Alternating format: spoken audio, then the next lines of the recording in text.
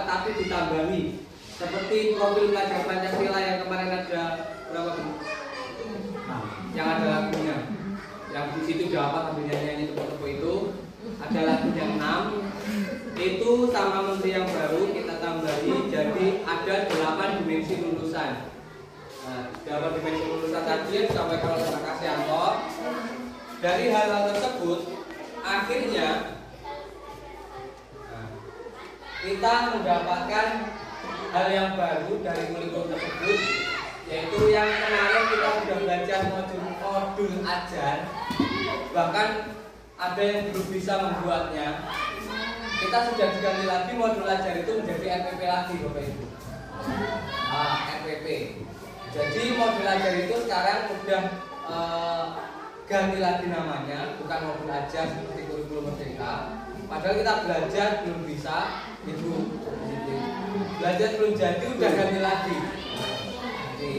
Namanya kurikulum nasional. Nah, kurikulum nasional itu ada RPP, RPP-nya RPP PM namanya. RPP PM yang disampaikan oleh Pak Kasyanto tadi.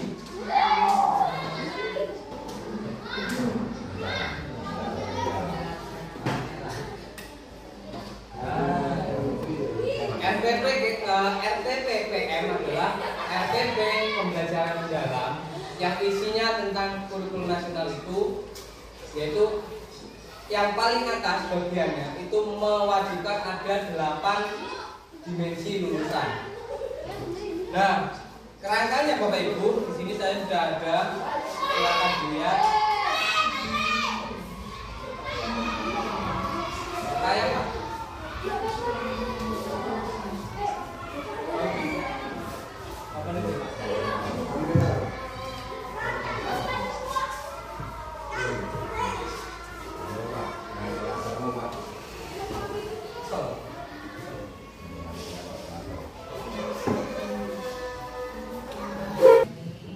Dalam kurikulum nasional itu ada namanya RPP, jadi bukan modul ajar lagi, kita berubah.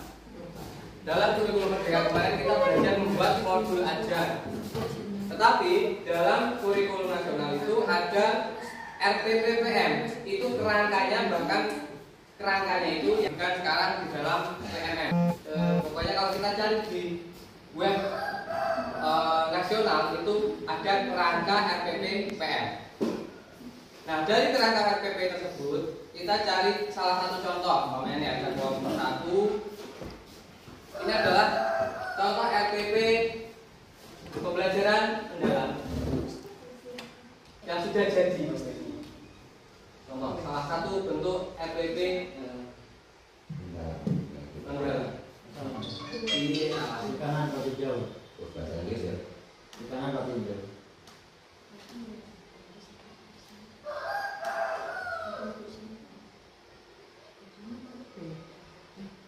Buka dengan. Buka dengan. Tinjau. Tinjau. Oke. Nah, paling awal Bapak Ibu, kalau di RPP PM ini hal yang paling wajib ada adalah di sini ada kolom bagian pertama itu seperti RPP KTSP, RPP kurikulum 2013 yang biasa dulu, ada judulnya di sini rencana pelaksanaan pembelajaran. Jadi bilanglah itu namanya modul ajar. Di RPP pembelajaran, RPP pelaksanaan pelajaran mendalam. Jadi di sini ada seperti biasa namanya identitas. Bagian pertama untuk identitas itu paling bawahnya kotak pertama, ciri-ciri RPP tersebut adalah RPP PM, ada ininya.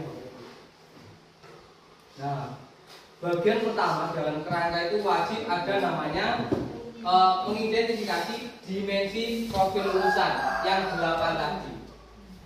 Dari RPP yang kita buat itu wajib ada kolom pertama ini. Kalau di sini biasa ini kerangka ada murid peserta didik adalah murid kelas 4, kita deskripsikan murid kita. Yang selanjutnya materi pelajarannya kita deskripsikan. Kalau dulu konten, sekarang balik ke materi pelajaran lagi. Terus di bawahnya dimensi profil lulusan. Di sini tidak wajib memilih semua Bapak Ibu. Umpamanya kita memang RPP yang kita buat adanya 2, 3 atau seterusnya itu boleh. Tetapi kalau bisa jangan cuma 1 begitu dari dimensi satu lulusannya. Ini kayaknya nggak soal muncul ya. Terus, iya, boleh. Tetapi karena Kurnas ini masih terusan dari kurikulum Merdeka kemarin, cuman yang sosialisasi beda Bapak Ibu. Kalau kemarin kita dalam kurikulum Merdeka itu ada BGP. Kalau sekarang apa? BGMP apa? Jadi ganti lembaga, ya BGMP. Ganti lembaganya, ganti namanya, tapi dananya masih sama terusan kemarin. Nah akhirnya karena nggak semua ganti, di dalam RPPPM ini masih mencakup yang ada di kurikulum Merdeka kemarin. CP Bapak Ibu. CP itu prosesnya masih sama seperti yang kemarin, dianalisis. CP-nya nggak berubah, materinya tetap, dianalisisnya tetap, dan masih dipakai di RPP kurikulum yang baru ini. Jadi di RPPPM ini masih ada yang namanya CP. Nah, di dalam RPPPM ini ada pembelajaran itu dalam satu hari dibuat satu RPP dan RPP-nya 1 Bapak Ibu. Jadi bisa multidisipliner.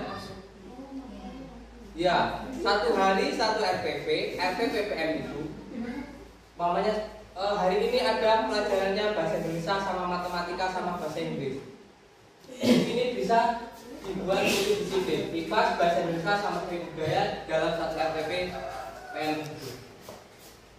Tujuan pembelajaran masih sama dengan kurikulum Merdeka, masih TP.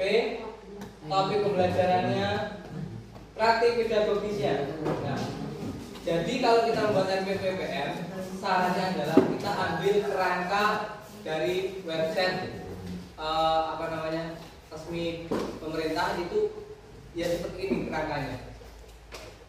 Ada di sini kolom pertama identifikasi, yang kedua desain pembelajaran, isinya ini ada topik pedagogisnya, contohnya topiknya tumbuhan, praktik pedagogisnya menyanyikan lagu anak, naik ke puncak gunung, eksplorasi gambar video, pembelajaran bermakna, menggembirakan dan kesadaran.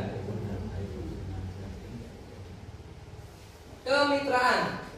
Nah ini ada di kemitraannya. Orang tua melibatkan orang tua dan guru SPDP. Nah dalam kurikulum ini di RPP pembelajaran mendalam ini kita bisa belajar bareng-bareng dengan guru lain. Seperti itu. Kita dibolehkan. Pokoknya nih, satu hari kita belajarnya itu pembelajarannya ada kalau di yang dicontohkan kemarin itu kasus yang kita pelajari yang guru SMA itu Pak. Jadi dari satu hari guru SMA itu kan, kalau guru SMA gaji terus Bapak Ibu ya. Siang jam pertama gurunya ini sejarah, yang kedua bahasa Indonesia, terus biologi.